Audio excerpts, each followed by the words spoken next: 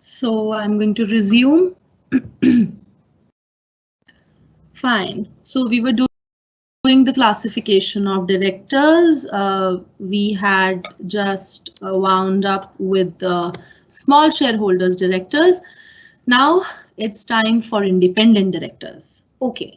We have been largely talking about independence of the board, independent directors. Who are these independent directors? Basically, before telling you the meaning of independent directors, I would just want to throw light on the meaning of executive and non-executive directors. Okay. Now, what do you understand by executive and non-executive directors? See, executive directors is usually used to describe a person who is both a member of the board and who also has day-to-day responsibilities in the respect of the affairs of the company. So, for example, managing director, whole-time director, these are executive directors who are the members of the board and also being entrusted with day-to-day responsibilities of the company. So these are executive directors. They are basically they might be in the employment of the company. Then they are also considered as inside directors. Okay, but non-executive directors, on the other hand, they are the directors who are not in employment of the company. They are part-time or outside directors. Okay, you have to remember this. Such directors, basically, they are not appointed under any contract of service. So they are professional directors, nominee directors, and independent directors. Those who are basically members of the board, but normally they are not taking part in any of the day-to-day implementation of the board policies.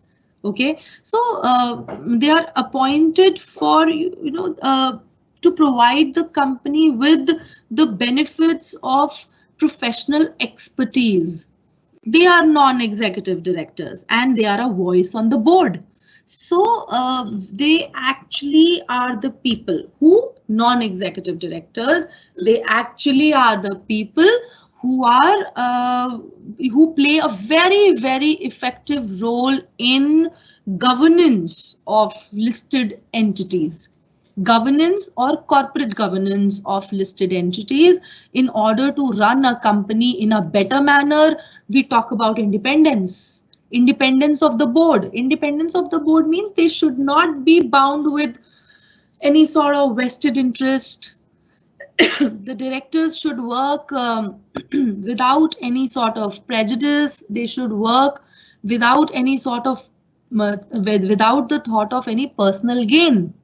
So that is why we say that the board should comprise of both the kind of directors, executive as well as non-executive directors. Under the category of non-executive directors fall falls the independent directors. I hope I am making sense to you. So now, what did I tell you? I'll just repeat. Executive directors described as a person who is the member of the board and plus day-to-day responsibilities also. For example, managing director, whole-time director. Non-executive directors, outside directors, members on the board, but not having been entrusted with the responsibilities of implementing the policies of the board, and they are basically nominee directors or professional directors. Okay, the people who have got professional expertise, they have been appointed on the board. So independent directors fall under the category of non-executive directors. Okay, so the concept are all listed public companies shall have at least 1/3 of the total number of independent directors in the board. Okay, 1/3 of the total number of independent directors.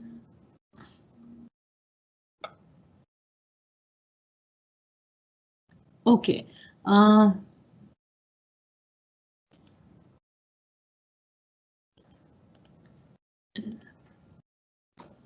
Okay, so other public companies with paid up capital of rupees 10 crores or more, or with turnover of rupees 100 crores or more, or who have outstanding loans, debentures, and deposits of rupees 50 crore or more. So they have to have at least 2 independent directors on the board. So all listed public companies are supposed to have 1/3 of total number of independent directors, and at least 2 independent directors with other public companies having the following credentials.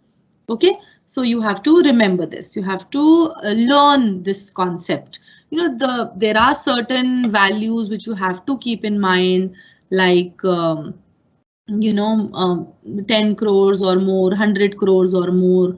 These things have to be kept in mind because they have been made up for certain reasons. So these things have to be memorized by you. So the following classes of unlisted public companies shall not be covered: a joint venture, a wholly owned subsidiary, or a dormant company. So these need not have the sub rule as we just did for the independent directors. Now, independent directors. We just spoke about all these aspects. I'll just get this here. Okay. An independent director means a director other than a managing director. What is a managing director under the Act? See, I'll just tell you.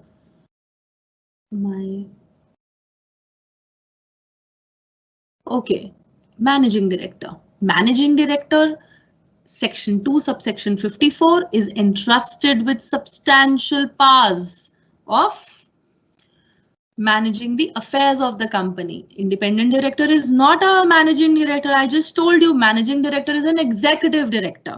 Okay, he is entrusted with the day-to-day operations of the company. Okay, so an independent director other than a managing director or a whole-time director. Now, who is a whole-time director? A director in service of the organization in which he or she is employed. Okay, so this person is in service of the organization and cannot be appointed simultaneously in 2 companies. Okay, so this is a whole-time director. He is also in employment of the company and is an executive director, or a nominee director who does not have, independent director is also not a nominee director, who does not have any material or pecuniary relationship. Pecuniary relationship means a relationship which is bound by some sort of interest, okay, with the company or the directors. Basically, an independent director is a non-executive director. Okay, and Act has prescribed certain provisions under Section 149, subsection 6, which talks about these provisions. You may just see once. So, not an MD, whole-time director, nominee director, which we just saw, may possess relevant experience, expertise, and integrity. Okay, not a promoter of the company. It's holding subsidiary or associate company. This is new. You must have done it by now. What is an associate company? Okay, you have to know this because by now we have reached a point in company law in which you should have knowledge of an associate company. So basically, associate company has been defined under Section 2, subsection 6 of the Companies Act. It is in relation to another company in which that other company has a significant influence, but which is not a subsidiary company and which includes a joint venture. Basically, I'll tell you, in which significant influence, that means if one company has significant influence in the other company, and significant influence means control of the 20% of the total voting power or control of or participation in business decisions, 20% का significant influence हो दूसरी company में, तो उसमें भी वो independent director नहीं माना जाएगा अगर वो उससे भी एसोसिएटेड है तो. So not related to promoters, directors. So he must have not transacted for not in the last 2 immediately preceding financial years. He has no pecuniary relationship other than remuneration as such director, or having transaction not exceeding 10% of his total income.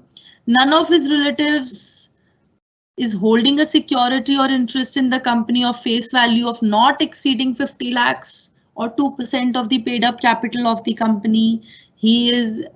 None of his relatives is indebted to the company for more than 50 lakhs. Uske relatives bhi. Obviously, if his relatives have some sort of a connection with the company, then indirectly he also has some sort of a connection with the company. So these are certain things which you have to remember. Fifth point is in the last 2 immediately preceding financial year. Sixth one talks about in the last 3 preceding financial years. Okay, so you have to remember all these things and you have to just read completely about the independent director. I'll just move on. Then section 149 subsection 10 talks about his tenure. His tenure says that he can be an independent director for 5 consecutive years and for another 5 consecutive years by passing a special resolution. Special resolution means 3 times the voting in favor should be there. Okay, it should be after passing a special resolution plus a disclosure has to be made in the board's report that this independent director is reappointed for another 5 consecutive. After this 10 years of directorship, then he can be reappointed after a gap of 3 years. 3 years he cannot be reappointed as a director after having completed these 10 years. So section 149 subsection 12 talks about the liability of independent director. It only says that yes, independent liable only if they have done some sort of an act of omission or commission when having deliberately they have undertaken, intentionally they have done something and with the knowledge of the independent director and it has been proved, then only independent directors are liable. Section 150 provides for manner of selection of independent directors. So now manner of selection. Okay, this is now very interesting. You have to remember this. Nowadays, see what happened was earlier there was no data bank. Now there is a provision. See, earlier what used to happen that any independent director was easy task. It was an easy task to appoint an independent director till the time, proving independence was not a very difficult aspect. Now, because the Companies Act never prescribed the pecuniary relationship. Now what happened is because there was so much of difficulty, the corporate governance issues had come up because of the independence of the board. Now what has happened is section 150 has provided for the creation and maintenance of data bank of independent directors. Okay, they have provided in the wake of this dilemma that what does independence mean, what does this mean, how this pecuniary relationship has to be defined. So this became very difficult for appointing value adding independent directors on the board. So therefore section 150 actually had provided for the creation and maintenance of data bank of independent directors from which companies may select independent directors. It is exempted from section 8 companies, charitable institutions, and however the companies must conduct due diligence. They have to have certain due diligence before appointing a person from the data bank. So now of lately, Ministry of Corporate Affairs on the notification date of 22nd October 2019, they have notified Institute of Corporate Affairs Indian Institute of Corporate Affairs, which is in Manesar, Haryana, as an institute to create and maintain a data bank. So they will be creating and maintaining a data bank containing names and addresses and qualifications of persons who are eligible and willing to act as independent directors. Okay.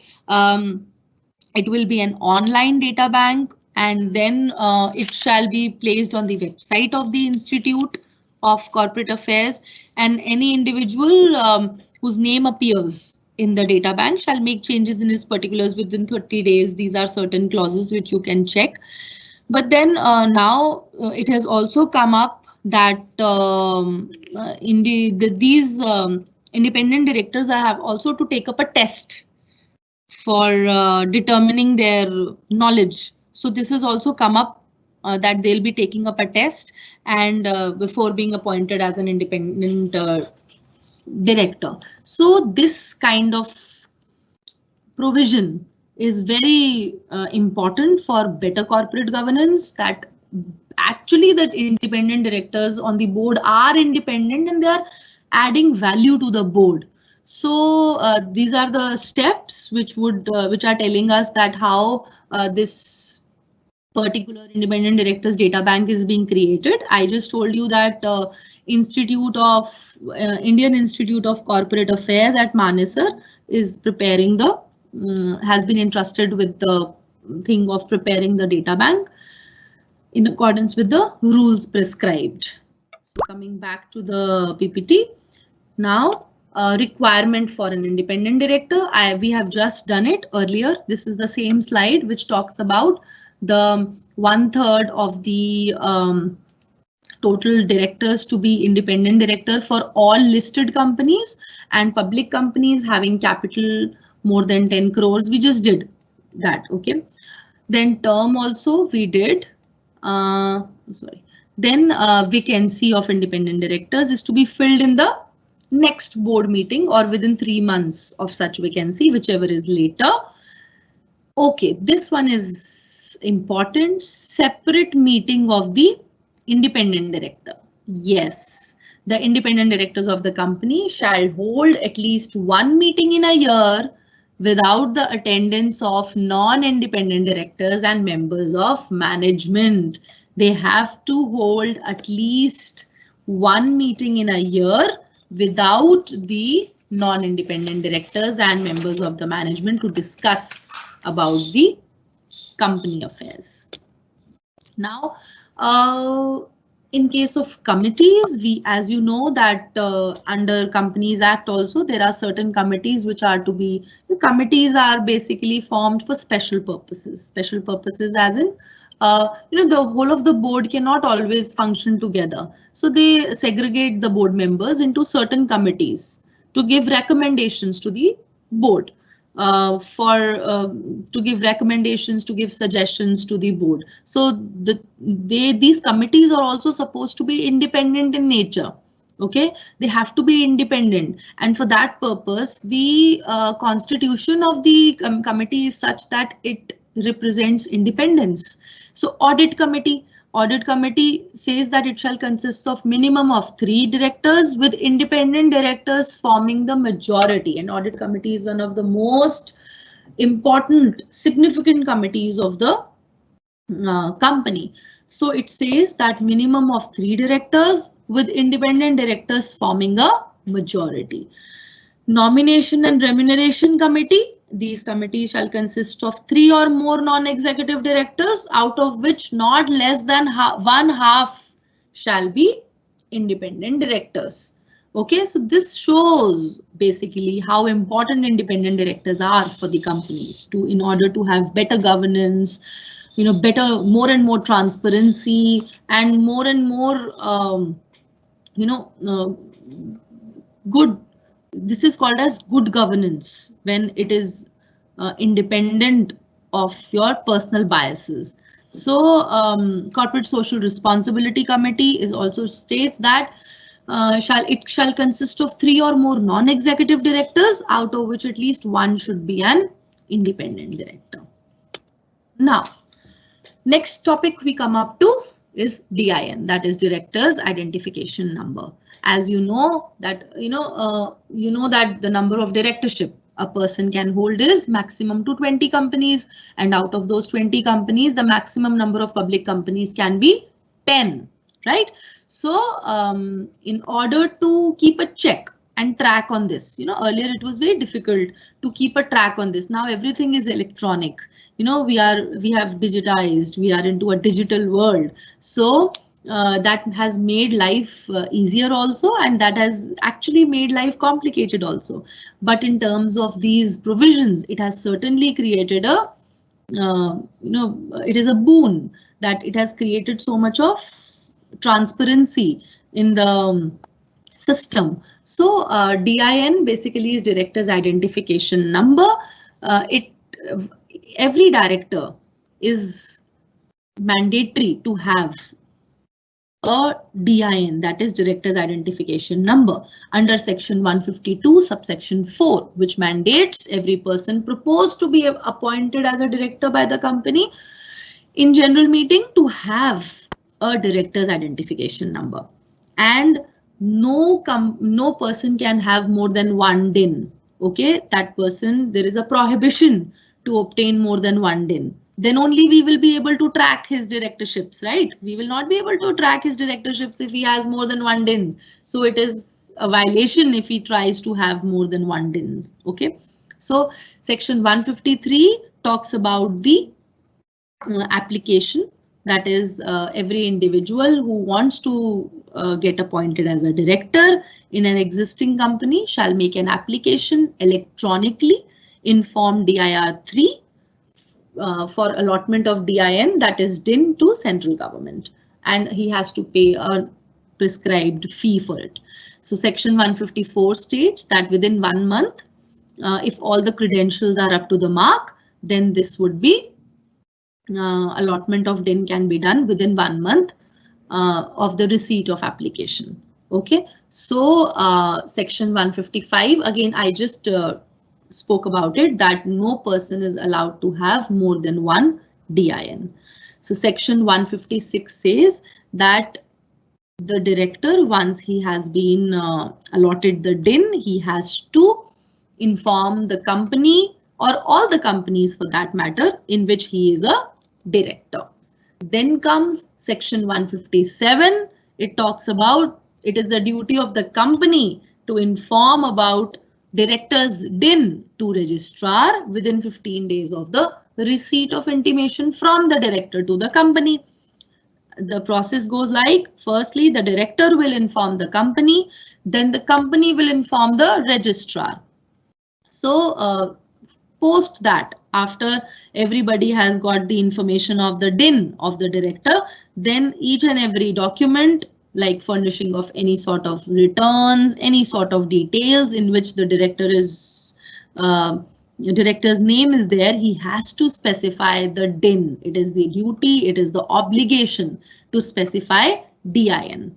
Okay, then comes your Section 159, which talks about the violation or the defaulters. If there is a default in compliance of any provision under DIN, then there is a penalty which may extend to 50,000 rupees, and in case the default continues, then 500 rupees per day.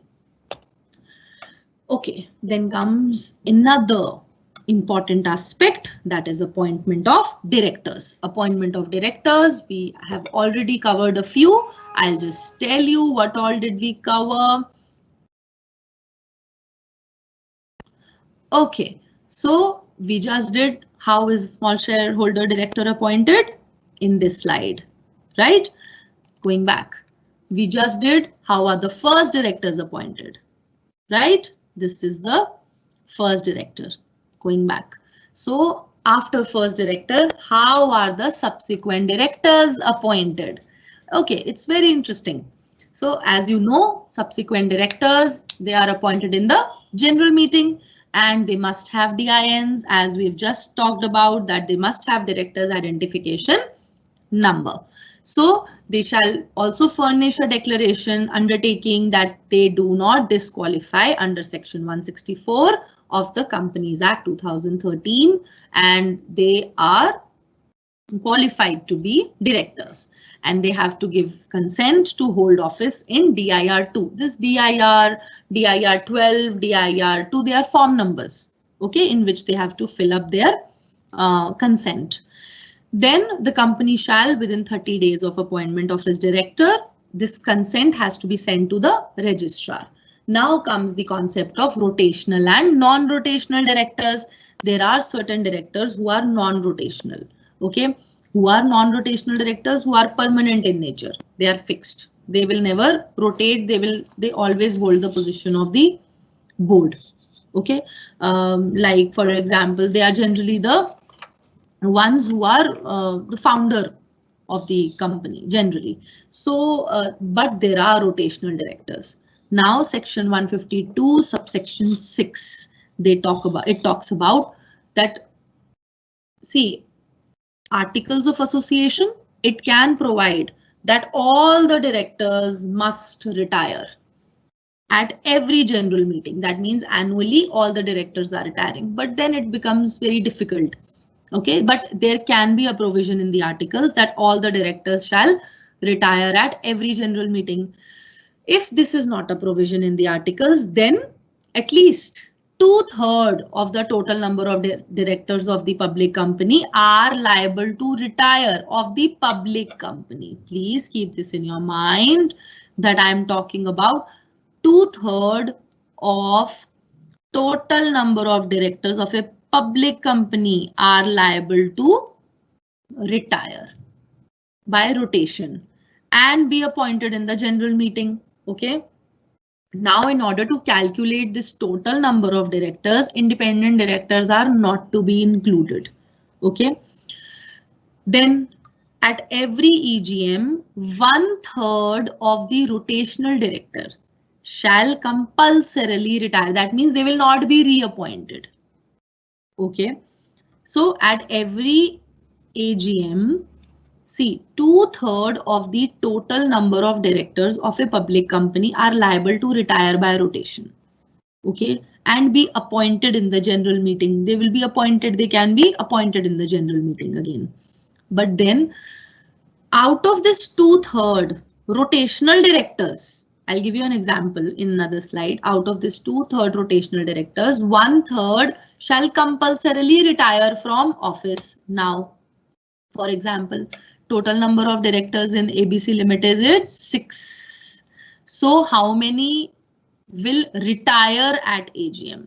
So rotational is 6 into 2/3. That is 2/3 are rotational. That means 4 directors. Retiring 1/3 of this 4, 1.33, which counts to be 1 director shall retire from the post compulsorily. Now, doing this in short, reappointment of retiring director. At first, who are supposed to be retiring by rotation? The people who have been in the longest, who have actually been longest in office since their last appointment will be retired. Because if we have 6 people, how will we find that 6 directors, total number of directors excluding independent directors is 6? Then how are we going to find out that which 2/3 out of these 6 are going to retire by rotation? So we have to follow that who have been in the longest in office since their appointment, जिनका सबसे ज़्यादा tenure हो गया है अब तक. तो these people will be rotational directors. Okay, and out of those, 1 will have to retire compulsorily. अब now, क्या हम एक retiring director को reappoint कर सकते हैं? Yes. How are we going to reappoint the retiring director? अब देखिए, as per section 152 subsection 7 clause A, अगर हमने उस particular meeting में retiring director की vacancy को fill नहीं किया, and also we have not expressly resolved to fill the vacancy, meeting adjourn हो जाएगी next week, same day, same time, same place. Okay. Then in the adjourned meeting also, the vacancy of the retiring director is not filled up. Then the retiring director shall be deemed to have been reappointed. ठीक है, अगर हम लोग adjourned meeting में भी retiring director की vacancy को fill नहीं करते, then the retiring director is deemed to get reappointed. Okay, unless and until these four are the, unless and until he is not disqualified from being the appointment, unless and until he himself shows unwillingness to get reappointed. So these are the things which we have to remember in case of reappointment of retiring director. Coming up to appointment of director other than retiring director. This is an interesting thing. If any other person wants to propose his name in getting appointed as a director, what he has to do, okay? A 14-day written notice must be given to the company before the general meeting, okay? The company must inform the members at least 7 days before the general meeting by individual notices or electronic mode that this person has actually wanting to come for directorship.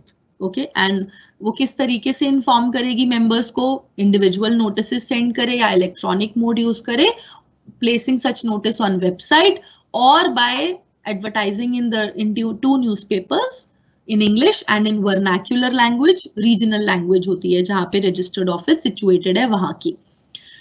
Now, another important thing is this one, that the person whose name has been proposed must deposit a sum of rupees 1 lakh with the company.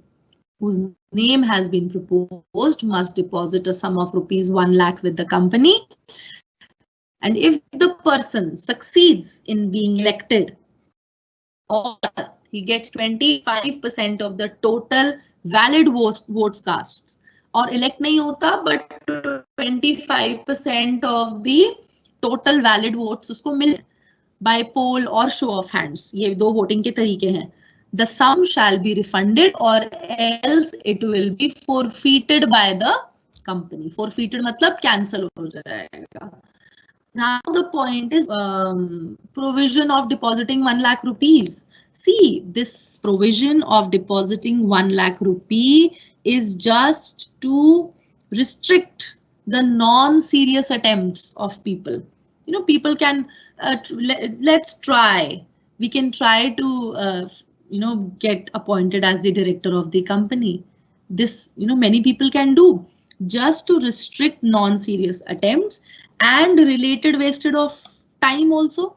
There is a waste of time and energy and also resources of the company. They'll have to put out notice for everyone out there. They have to send individual notices or electronic mode. It is a wastage of time if people just do it for the fun. So that is why this amount of rupees 1 lakh has to be deposited with the company. Whosoever wants to propose his name for the appointment of the director, and in case he succeeds or gets 25% of the total valid votes, then this money will be refunded, else it would be forfeited by the company or cancelled by the company.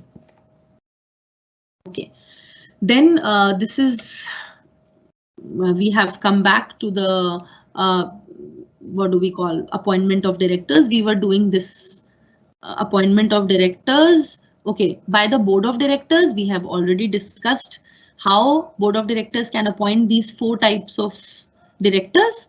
Okay, by proportional representation, by proportional representation means, what happens is that majority, ordinary directors are appointed by majority, generally 51% or more may elect all the directors. Thus 49% may not find representation on the board, right? 51% of the majority can elect all the directors. 49% may not find representation on the board. So system of this proportional representation is to provide proportional representation to minority, this 49%, by way of 2 types of systems like singular transferable vote or through the system of cumulative voting. Okay, so but this concept is not shall not apply in case of government company, section 163. This shall not apply to a government company in which the entire paid up capital is held by the central government, state governments, or both, a subsidiary of the government company, or the event where the entire share capital is held by the government company. होता क्या है, 51% तो majority सारे के सारे directors को appoint कर सकते हैं, बट 49% की रिप्रेजेंटेशन रह जाती है. तो इनको भी रिप्रेजेंट देने के लिए प्रोपोर्शनल रिप्रेजेंटेशन का एक तरीका निकाला है. And proportional representation tries to give representation to the minority by way of two types of methods. One is system of single transferable vote. We will discuss it if we are left with time because it has to be done in detail. System of single transferable vote, and the other one is system of cumulative voting. So we will discuss it later. Another appointment can be done through tribunal directly. Okay, tribunal can ask them to can make, in case of any sort of oppression, relief in case of oppression. Oppression is when it is found that there is oppression of minority, उनको दबाया जा रहा है, तब tribunal क्या कर सकता है, अपना एक डायरेक्टर बोर्ड पे बिठा सकता है, and that person, the tribunal can ask the director to report to the tribunal on matters that will be directed. तो अगर ऑपरेशन हो, in case of relief from operation, this could be done. अगर कोई complaint गई हो tribunal के ऊपर कि यहाँ पर माइनॉरिटी को ऑप्रेस किया जा रहा है, तब ट्रिब्यूनल अपना एक डायरेक्टर बोर्ड पर बिठा सकता है. Okay, disqualification of director, this comes under section 164. बहुत इसके बारे में बात कर चुके हैं. If a person is of unsound mind, undischarged solvent, उसकी एप्लीकेशन पेंडिंग है और वो he is applied to be adjudicated. Adjudicated मतलब उसकी judgment आए as an insolvent. Then if he is convicted for any offence which involves moral turpitude, कोई moral offence किया हो और उसको 6 months की उसके लिए imprisonment हुआ हो, और he had a period of 5 years has not yet elapsed, मतलब कि 5 साल तक उसको वो डिस्क्वालिफाइड ही रहेगा. 5 साल के बाद he will be qualified for becoming a director.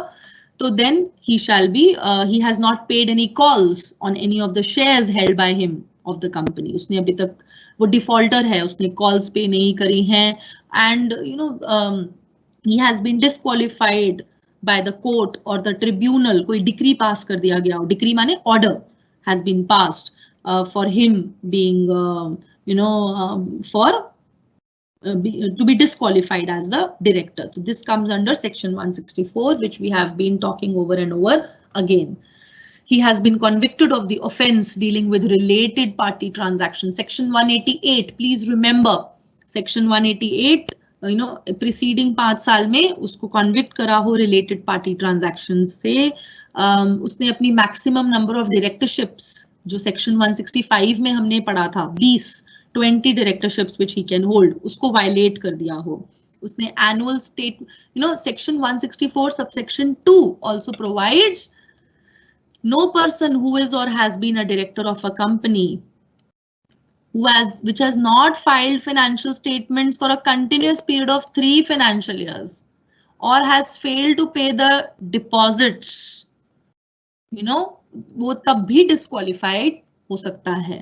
Okay, so remember this, section 164 subsection 1 and section 164 subsection 2 you have to do in disqualification of the director. Now removal of directors by shareholders किया जा सकता है by ordinary resolution. This could be done, then it could be done by the tribunal for mismanagement or oppression, prevention of oppression or mismanagement के under ये सब कुछ किया जा सकता है. You can read it, it's very easy. Powers of the board. Now board has certain powers under section 179. These are certain powers to make calls, to authorize buyback, issue securities, to approve financial statements, to grant loans. Main important powers of the company to diversify the business of the company, moving into some other, having diversification, to approve amalgamations, to take over company, acquisitions, mergers, etc., etc. All these things, these are the powers of the board.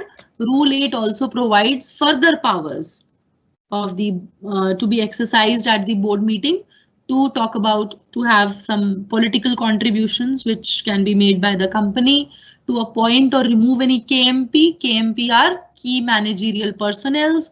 To appoint, abhi hum karenge aage, to appoint internal auditor, to take notes of directors' interest and shareholdings, etc., etc. These are certain powers of the board which you need to remember.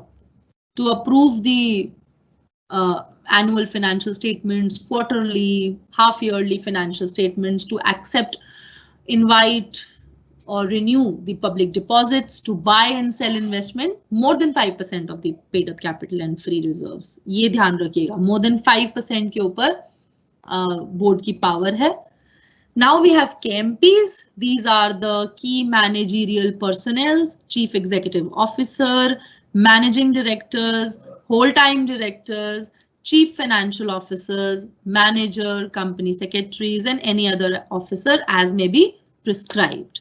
So KMPs basically are, as per section 203, subsection 1, every listed company having a paid up capital of rupees 10 crores or more shall have whole-time KMPs. So they have to have whole-time KMPs, and appointment can be done by passing board's resolution, including terms and conditions and remuneration, and what actually other provisions are applicable on KMPs. They are prohibited from doing any sort of forward dealings, insider tradings, etc. Then they cannot hold office in more than one company except its subsidiary at the same time. Please remember this. KMPs are the people who are appointed by passing board's resolution. They cannot hold office in more than one company except the subsidiary of the company at the same time, same company at the same time. So in case of any vacation of the office of KMP, it shall be filled by the board within a period of 6 months. Okay. Punishment for contravention, obviously fine not less than 1 lakh and can extend to 5 lakhs. In case every director or KMP in default, 50,000, and if default continues, 1,000 per day is the punishment. I am a little moving quickly because we have certain things to do. Managing director, we had already discussed, section 2, subsection 54. It says by virtue of AOA, that means the person who's been entrusted with substantial powers of managing the affairs of the company. We have whole-time director, who is whole-time in service of the organization, cannot be appointed simultaneously in 2 companies. We just did it. Now chairman. Chairman basically who presides over the meetings, whether it is a board meeting, a general meeting. He has a very important role in executing the major decisions. He presides over the meeting, and he is considered as first amongst equals. He is the person who has been appointed mutually by the board members by the show of hands or by poll that he is going to be the chairperson and he will preside the meeting, who is going to run the meeting basically. Articles may provide that chairman of the board shall be the chairman of the general meetings. They may differ, there may be different chairmen, but if articles provide that chairman of the board will only be the person who is going to preside over the general meeting, then it is going to be the same person. The chairman can be different, he can be the same person also. Manager is the person, individual, subject to superintendence, control, and direction. He works under the direction of the board of directors, has the management of the whole or substantially the whole affairs of the company. Okay. Company secretary is the person basically who has been defined under the Company Secretary Act and who is who actually performs the functions of company secretary. And what is the function of company secretary? Compliances.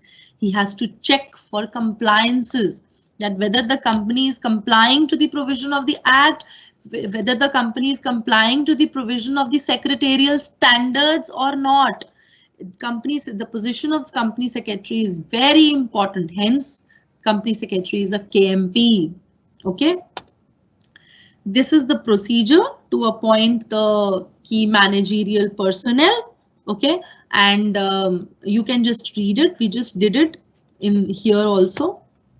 You know, passing board's resolution, prohibition of this. So this is almost the same. You can just go by it once. Now comes, I am not going to, obviously we are not left with a lot of time that I will be able to cover the meetings, all the meetings, but precisely I will be able to cover board meetings. So this is a basic structure of meetings of a company form of business organization. There are meetings of shareholders, which are divided basically into three, and we will be considering. We have AGM, that is annual general meeting under section 96. We have extraordinary general meeting under section 100, and we have class meetings under section 48. We will be discussing this and this in detail, and I will also be giving you a glimpse of class meetings tomorrow. Okay, for the directors, we have board meetings under section 173. We have committees, different committees. We will be discussing this in detail. Then we have certain other class of meetings also under Companies Act 2013. Creditors, we have debenture holders under section 71, and IBC creditors under Insolvency and Bankruptcy Code 2016. We will be discussing this in another unit. That is, we will be discussing IBC Code 2016 in detail. Then we have certain contributories during winding up. We will be discussing a portion of it in the unit of winding up, which we'll be doing tomorrow. So today, of the board meetings, there are certain important provisions under section 173 of the meetings of the board, which talks about first of all, the first board meeting.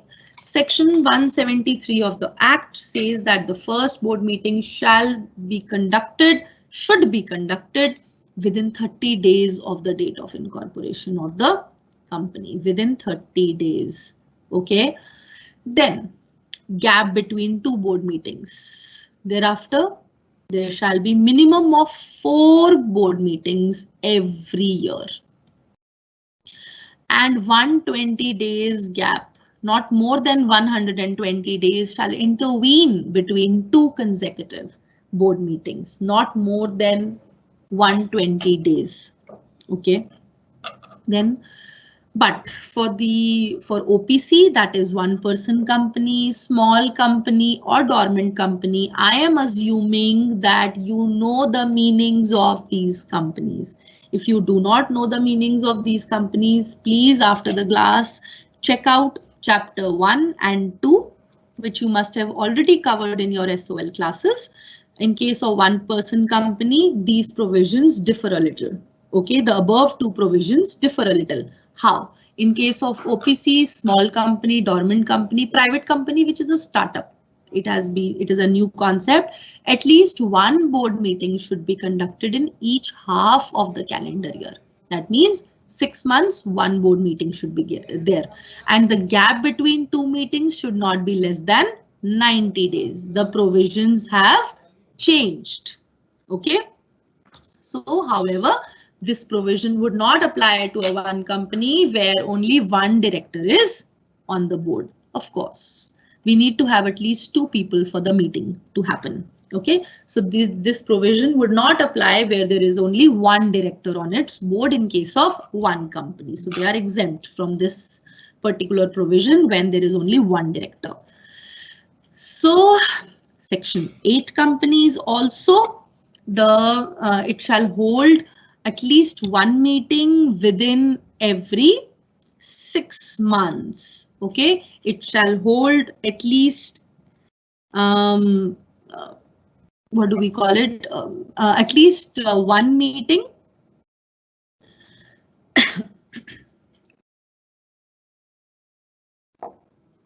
within every 6 calendar months. I'll repeat. Section 8 companies are the companies which are formed with charitable objects.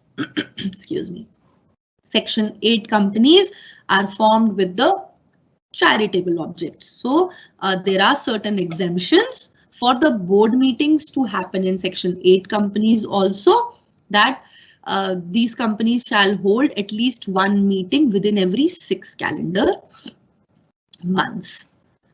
So notice of the meeting, not less than 7 days written notice to all the directors, delivered by hand or by electronic means. And also, if a shorter notice needs to be given, that means less than 7 days, then in order to transact some emergency or urgent transaction has to be done, urgent business needs to be transacted, then a shorter notice must be given, provided at least one independent director is present in the meeting. Then a shorter notice could be given in case of board meetings for emergency sake. If there is a failure to send proper notice, a fine of rupees 25,000 to the person who is concerned, who is liable. Quorum of the meeting, 1/3 of the total strength of the directors should constitute the quorum of the meeting, or 2 directors, whichever is higher. Please understand, whichever is higher. Okay, so if there are 9 people, 9 directors, then 1/3, 3 forms the quorum, 3 or 2, whichever is higher. And also this thing has to be in this world of digitization. Participation of directors by audio video conferencing shall be counted as quorum. We are digital, everything is legal now.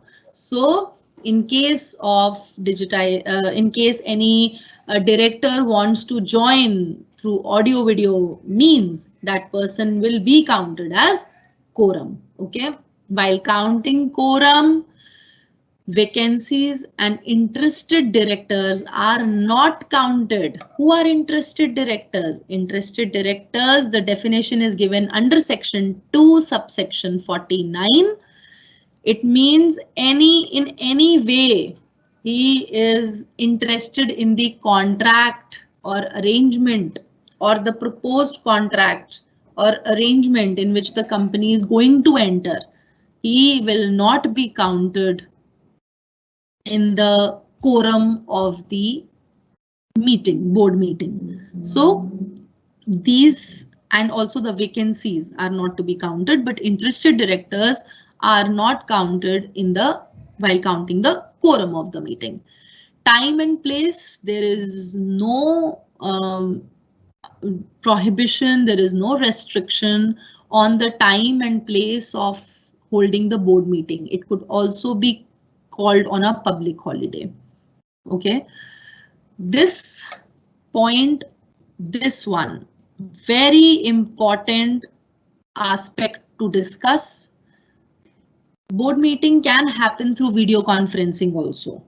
Okay, it can happen through video conferencing. Nowadays, everything is happening on video conferencing, but there are certain things which cannot be transacted. You know, in times of any sort of crisis, I cannot say, but in accordance with the Companies Act 2013, when a board meeting is, we are holding a board meeting through audio visual means. Okay, we are holding a video conferencing and a board meeting is going to be held for that. There are certain things which cannot be transacted. There are certain matters which cannot be transacted through video conferencing, and those matters are these 5. Approval of annual financial statements cannot be done through video conferencing. Approval of board's report cannot be done through video conferencing. Approval of prospectus, no. Audit committee meetings for consideration of accounts and the approval of matters relating to amalgamation, merger, demerger, acquisition, or takeover. So these are certain aspects which cannot be transacted through video conferencing, and this is very, very important to know. Okay, so this was about your board meeting. Tomorrow I will do your annual general meeting and your extraordinary general meeting, plus the unit which covers the winding up, some topics of winding up. I hope and the obviously dividends, audit, and winding up, as many I would be able to cover. So thank you very much. We shall meet tomorrow at 10 o'clock.